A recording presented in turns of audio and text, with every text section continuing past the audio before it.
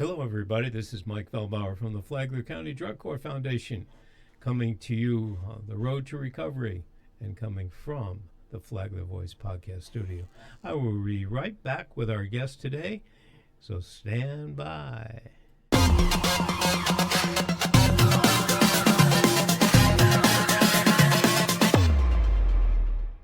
Well, we're back with you, and today my guest is Brook Crawford.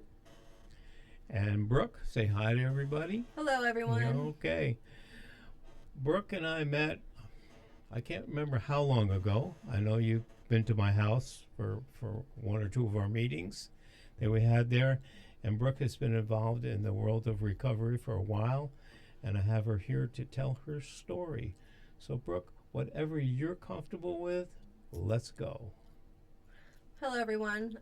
As Mike had mentioned just a few moments before, I have been active in the recovery community for almost 5 years. And so I have a surrender date, not so much a sobriety date. And, you know, I have had some struggles in life that have taken me down roads that oftentimes people have never seen the things that I have seen or done the things that I've done and been the places that I've been. And God allowed me. He plucked me right out of my crazy, chaotic lifestyle and brought me to my knees and has transformed my heart and allowed me to be more of an active member in the recovery community than I have ever been. That's fantastic. So can you give us either a little bit more background, but if you're not comfortable, fine, and then let's lead up to where you are now, what's brought you to the current position. I know you're active and actually work for an organization that helps people in recovery, so we want to hear that. What we want to hear is encouraging words for those who are still struggling. You've been there, you've done that, but there is, as you see on the sign behind your head there, it says hope. And that's what we always want to transmit. So I struggled with a drug and alcohol addiction for 17 years. Mm-hmm. From the time I was 15 years old until about 31, I did anything and everything that I could get my hands on. It didn't matter what, when, who, how, where, why. I was arrested for trafficking in 2016, and I eventually went to prison for trafficking, came home from prison, and I continued to still live a destructive lifestyle. I was serving self. At that point in time, I didn't realize the things that I was going through, that God was putting up roadblocks for me, asking me if I was done, but I was so resistant and the veil was still over my eyes that I had no idea that he was trying to wake me up from my chaos. And in 2020, in September of 2020, my boyfriend at the time actually committed suicide in my house. He hung himself. And, you know, it's taken me a long time to be comfortable and to speaking about it. Oftentimes I just, you know, give the testimony of I went through a traumatic stage in life, like I had a traumatic event. But I think it's so imperative that people know the depths of the struggles that I have gone through in order for them to know that they can make it out too. Excellent. I mean, that's the key to what we want to talk about here. We want to give people still hope out there, no matter where they are in their substance abuse or whatever, that you can make it. Once you decide, or whatever triggers you, we got to change the trigger that causes you to use, to make it a trigger that causes you to want to be in recovery. Mm-hmm. Exactly. And, you know, beating the stigma and, you know, beating the statistic rate is easier said than done. Oh. So, you know, I after you know, that event took place, I remember dropping to my knees and asking God, what was my purpose here?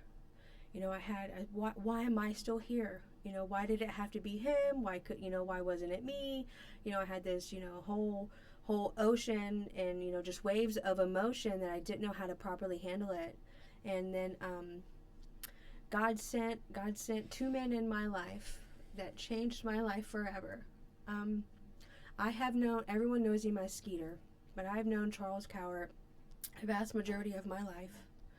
And he brought the chaplain of the jail, which is now my pastor, Pastor Mike DeRoche, and they met me in my sister's backyard, and they introduced me to the Holy Spirit. And my life has never been the same. They introduced me to love. They showed me what love was. I had the opportunity to caretake for Charles's grandmother at the time. So I was just engulfed with this new surrounding of hope, love, peace, patience, kindness, all the fruits of the Spirit. And Mike and Charles, they poured that on me and in my heart. And that was really the base of my recovery, was being able to spend as much time as I did in their presence, because the anointing that is on their life poured out on mine, and it has pushed me to want to help to save others. So I often tell people that the loss of Stephen, that was my boyfriend who died, the loss of Stephen is pushing me to help save others, because I knew that something had to change. I had to redirect the lifestyle that I had of selling, doing, using drugs, and manipulating. If I could turn that around and use it for the glory of God, that I would make an impact. So I've had people refer to me as the hope dealer. So I went from being the dope dealer to the hope dealer. And I never thought it was possible. I thought that I would either die in prison or die in the streets, because I was living such a chaotic lifestyle that those were my only options. And I have a very loving, caring, kind family who didn't understand my addiction, so they didn't know how to help me with my addiction. That's been a big issue, and I try to bring out in almost all these podcasts I do, so there's a few things that I want everybody to hear. And you talked about the word stigma. And one of the big things that we try to do as part of the Flagler County Drug Court Foundation is we try to reach out to the community to let them understand, so we can change that stigma. You probably know, because you've been through it, at the height of your addiction, people were telling you you'll never be any good. You're never going anywhere. You're always going to be this way. Well, after a while, you have a tendency to believe what you hear. 100%. So we have to understand as a community that most of the people that get involved, well, let me put it this way, and I say this exact quote almost every time. In the 12 years I've been doing this, I've never met one person that suffered from substance abuse of any kind that had a desire to be there. That wasn't their goal. And over 90% of the people that we deal with have had traumatic experiences in their life that have caused them to want to cover up the pain. And for some reason, whether it's family, just in general, never got what they needed to cover that up. And then somebody said, try this. That's exactly what happened. And that's it. So between that type of trauma that brings most of the people into substance abuse or medical things, we've had people that have been involved. I had a young man who was part of the drug court for a while, who had an automobile accident. He was in a severe accident at the age of 13. And until he hit age 30, 31, he'd never been without opiate painkillers. Okay, after the doctor should have been working on changing that, it didn't. So then when he went out and got it in the street. Now he's been, I think, and I hate to misquote it, but I know it has close to 2 years that he's never touched anything, including an aspirin. Okay, first time in his life that he can think clearly, see clearly, make decisions not based on what drugs he's been taking, but based decisions on what's going through in his life. And we need to let the world, the community, understand that, because I tell them you can be part of the problem or part of the solution. And the easiest part of being the solution is that to review that negativity you have when you hear about somebody that's been involved in the world of drugs, or whatever the addiction might have been, whether it's sexual addiction, drug addiction, alcohol addiction, gambling, whatever. Everybody's involved in some type of an addiction, whether they want to admit it or not. Yeah. It could be as simple as these phones that we're involved with now, right? Make sure you're able to put it down for a few minutes a day.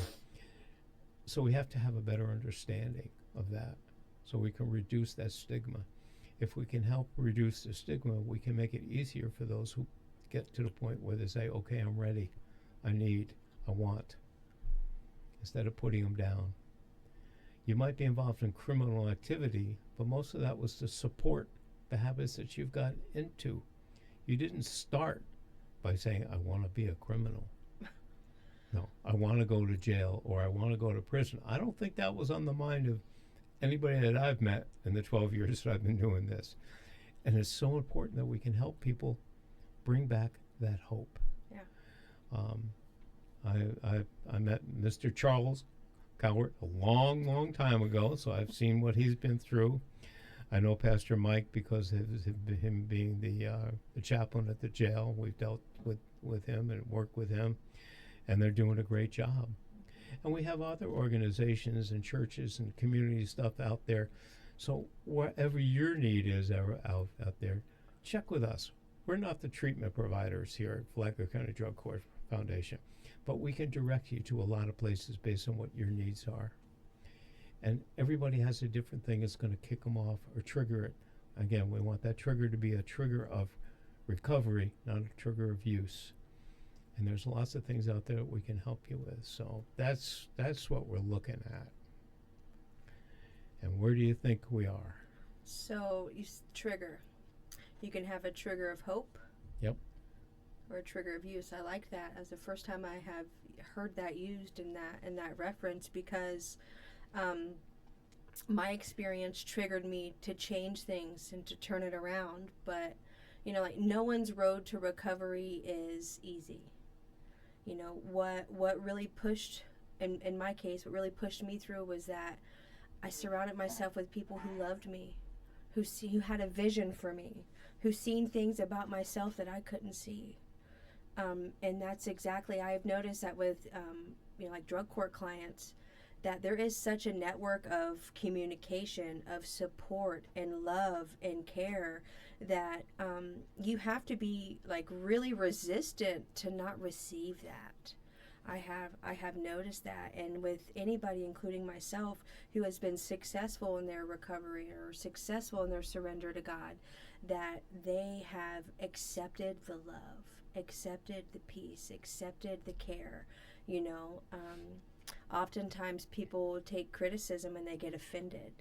If you are offended, then you might need to change something, and Mike had said something a few moments before we started, that try something new, and that's what I did.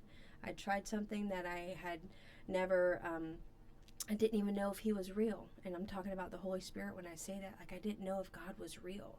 We prayed to him as we're kids, and I grew up Catholic, and things were a little different, but I didn't know that I really had a cross to pick up. I didn't know that I had someone walking behind me with a dustpan and a broom cleaning up my mess. He wanted me as I was. He wanted me broken. Jesus says, come as you are. You don't have to be all put together to go to him. He puts you together. He mends the pieces. The Bible says, my children perish for lack of knowledge.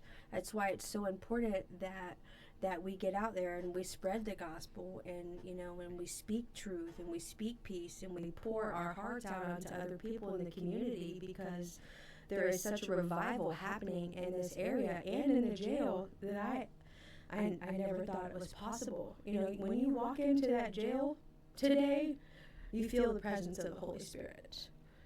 Just because of the things that are going on, the men and the women that are praying for other people and praying for the officers, it's such an outpouring of the Lord that if you're not receptive to it, then you're missing out. I think you've really hit on it. It's that's a key. And I had the chief on a couple of weeks ago out of the jail, and I know where his background is as far as that goes too. And I know that they can't push it because but you know it. Yeah. You know it. And I know the number of church leaders that are from the community that are going in there to offer a variety of opportunities for the people that are there, not forcing their own methods and needs on them, but letting them choose, letting them find what they're going to feel comfortable, but they all want them to come to that one place. Mm-hmm. Okay, and what you said earlier is that, Jesus didn't come for the healthy. He came for the sick. Came for the lame. He came for the sick. So he's here. And what I talk to a lot of people about is, when Peter was walking on the water, and he came out, Matthew came out, Jesus called him, he came out, he's walking on the water, and then got distracted, and he started to sink. All he had to do was reach his hand out. Jesus' hand was already there. Okay? So it's not like you got to say, hey, come on, where are you? No, all you got to say, he's there. Mm-hmm. He'll hold it. He never sank. He never went under all the way because he reached out and Jesus pulled him up. And Jesus was willing to pull up anybody that's willing to ask or just accept. He's not asking you to beg. He says, I'm here to help. And there's a lot of us in the community that's what we're here for. And whether it's the God portion or other parts, there's so many different ways that people can get the help they need and to get to the point where they are where they need to be and grow from there. So it's what's happening. I think we're starting to see more. Flagler County, I'm known as an antagonist because we have so little things that and we're getting more and more, but we're so far behind the curve as far as helping people in recovery and as a community organization, both government and private, because they can't rely on one. It's not all on the government's back, but there's got to be an agreement between the public and the government, private and public organizations to get together, not to put their name on the top of the letterhead, but to say we're here to help, and what can we do to help? And that would be it. We need that. I think we're starting to see more of it happening, more of it coming around. But, just on the general aspect of what's available, the organization you work for is doing a great job now. I know they work with our drug court participants. They have been appointed to become the drug court treatment provider for the people and the participants. And I know they're doing outside of drug court also a lot of it. What we see as far as the drug court goes, we see a great improvement in what we have with your group there. It's been very beneficial. And they're starting to see some more. Other groups are coming in different areas that are helping. Yes. And that's what we need to get together to say we're all here for the same purpose. Mm-hmm. Okay? We're not competitors. None of us, when you want to talk about the Bible, Jesus is the only person that's ever lived that has had all fivefold ministry, done it all. They've given us each individually different things that we're qualified to do and to help. None of us are qualified to do it all. Correct. So we have to agree that we have to get together and stop looking out for, who's getting the most publicity, who's doing all that kind of stuff. And that's tough. That's tough because we're in a world that we need money to help our organizations succeed, to help the people that we're helping. And sometimes we have to get out, maybe boast a little more than we want to, because the public needs to hear it, to say that okay, this is a good organization. And most of us are involved in our side of the world of recovery. It's a difficult place to be because it's not a happy topic. When you're going out and talk, I know people that get heavily involved in helping animals, and I love them because we're animal lovers. I am. My wife is. But they can get more help than we can in helping save lives. Mhm. And that's what we're all about. We want to save a life, okay? Because somebody who overdoses and dies can't recover. We want to make it available, keep them going until they can get to the point where they have that desire and then start working at it and recover. That's one of the reasons that the Flagler County Drug Court Foundation was the first nonprofit in Flagler County to get the grant to give free Narcan away. It was our desire. Our desire was they can't recover if they're dead, so we're going to do whatever we can to keep them alive until we get that point. And of course, with the fentanyl crisis, it's gotten far worse. So many more unintentional overdoses than ever before that you just have to keep working on it. And we do have families involved in our organization that have lost family. The family that heads up our Narcan group for us lost a daughter to an overdose, a fentanyl overdose. We have another family that's heavily involved. They lost a brother to an overdose. We have all that going on. So our group has seen the devastation that can take place. But those people, like yourself, okay, have come to the point that they want to help and do what they can to have other people not go through what they had to go through. And that's it. So everybody that's a member of our organization has a heart for recovery for a variety of reasons, because they've seen it, they've been part of it. We have people we have current members that are previous drug court graduates. We have other people that have been in long-term recovery part of our group. We have parents that have lost kids. We have all kinds of folks, but the one key is we have a heart to help people. We want to see people survive. We want to see them get that extra chance to show that they are who they really are, not what they've been told since they've gotten involved that they are. Change that stigmatism. Community members, you hear me out there? You want to be part of it? You don't have to go out on the street corners. Just work on your own head first. Get to understand what causes illness, sickness, okay? And we cannot treat it in any other way. The feds have classified drug addiction as a medical disease. Okay? We're out there to do two things. One, we want to prevent if we can by educating, but we also want to be there for people who need the help to get back to where they started from. And actually never back to where they started, back to a point where they're far ahead of where they fared.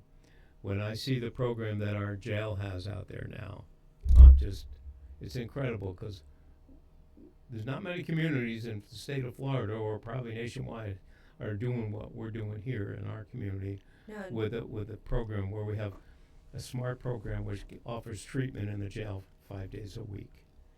All kinds of job training, not for minimal jobs, for heavy paying jobs, HVAC, electrical, food management, car wrapping, all the stuff that, Sheriff Sally says, we'll catch them, we'll get them, we'll put them in. But then we've got a program to help them not come back.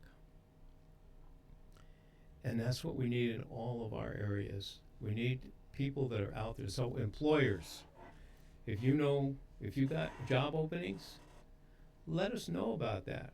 We have people that are going through, like the drug court program. You can ask for a better employee. They have a judge looking at them, a drug coordinator looking at them, a probation officer looking at them, state's attorney's office. They're getting drug tested 2 to 3 times a week. You don't have that for your regular employees. You don't know what's going on. But these people, they need to work, they want to work, and you're getting the best of the best.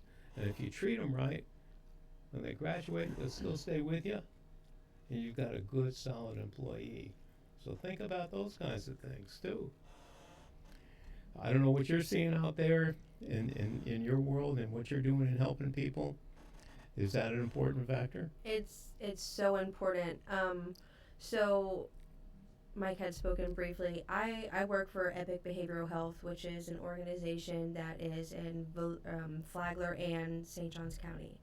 And what we do is we help people. What I do specifically is I help people in the community. I meet them where they're at in their recovery. And finding a job is a big struggle. So I myself, I'm a 13-time convicted felon. And until I found this position with, I had to get a level 2 background exemption from DCF to fill the position that I'm in today. But when you become a felon, it cuts your opportunity by more than, I think it's 60% of you being able to find a job, because nobody in the community wants to hire felons. Now, there are people in the community who will hire felons, but if I think that it would be a big help on the recovery community if more organizations had some leeway. Just take into consideration that don't judge somebody by the paperwork that follows them. Because if you were to look at my track record, if you were just to take a glance at it, I have an extensive arrest record, but that doesn't define who I am, and that is not who I am today. So when taking into consideration about hiring people for your organization, don't judge a book by its cover. Read the book a little bit. Peel the pages back. Ask the right questions, And I try to encourage people that when we're looking for employment for them, because I'll sit on the computer for sometimes 2 hours a day helping them place applications, and I cannot stress to them enough, be honest. Honesty is the best policy. If you're forthcoming when you place your application or when you do an in-person interview, it knocks the what is the word I'm looking for? It knocks the negativity. Yeah, and it right in half. For one thing, it gets it off your chest, so you're not so nervous. But then it lets the employer know, hey, he or she is forthcoming. They are making a change. They are trying to be an active member of society. It's so important that we have more employers within the community take a look at the person, not their track record. That's right. And it's just as difficult for the employer maybe to get to that mind change, okay, but they need to. But actually for the person going out for the job, I mean, they say, oh, what if I tell them? What if I tell them? I'm going to be embarrassed. I know they're not going to take me right away. I'll tell a quick story. We had one of our more recent drug court participants go out and go for a job, well qualified, probably overqualified, but because of her current position, she was concerned. But she said, I just told them up front, and I got the job. Mm-hmm. Okay? So we need, so employers, if you're looking at this, if you want to talk to us about the advantages and how you can be a help in our community to improve it, because here we are making better citizens for our community, and you can be part of that. We need to do more. We need to move. I know that we've made a decision at the Drug Court Foundation. We're going to get even more involved in trying to do more job training and help find more employment for the people, not just in our drug court program, but in the world of recovery in our community. Because we originated to help just the people in the drug court program back in 2009 when it was formed. But since 2019 and 20, when we got the grant to give Narcan away, we've expanded our education into the total community and getting more done. So we're getting more into overall. We're still concentrating a lot of it on the drug court participants to help them eliminate some of the pressure that's on them so they can concentrate. But some of those pressures are in drug court, after you get to a certain portion of it, you have to have a job. Mm-hmm. So we have to hopefully be able to help them find better jobs. Don't put them back to where they came from. Give them an opportunity to improve their life. That's part of the hope that they'll have as they go through the program. So it's a key. It is. I can't believe how fast time is flying. Really? We're getting to the end. Yeah, we've only got a couple of minutes left of today, and hopefully maybe in the future you'll feel comfortable that you've gone through this, you come back and talk to us some more. Be a little more seasoned. God, you don't have to season, but just, people come on the first time they're concerned. They're afraid. Okay? It's just a conversation. That's it. And it's what you're comfortable doing. And if you know other people that are out there that would like to maybe do this, you can tell them how nice it is. But and to come on and give me a call and get it set up. So we're gonna get ready to close out here, everybody. We'll go ahead. I do have something I want to say. Please. That if you are on the fence about where you want tomorrow to be, or you're not sure what tomorrow even looks like for you, or 5 minutes from now, you're worthy. No one is too far gone to be saved.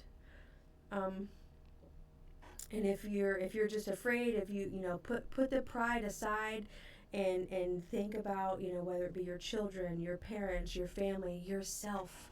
You are so worthy and you are so worth it. And tomorrow can be brighter, and tomorrow is not promised. So maybe you need to make the change today. So don't think that you're too far gone. Don't think that you're too far gone, and you are loved. We can't ask for anything better for closing than that comment. So thank you very much. We will be right back with you in just a moment.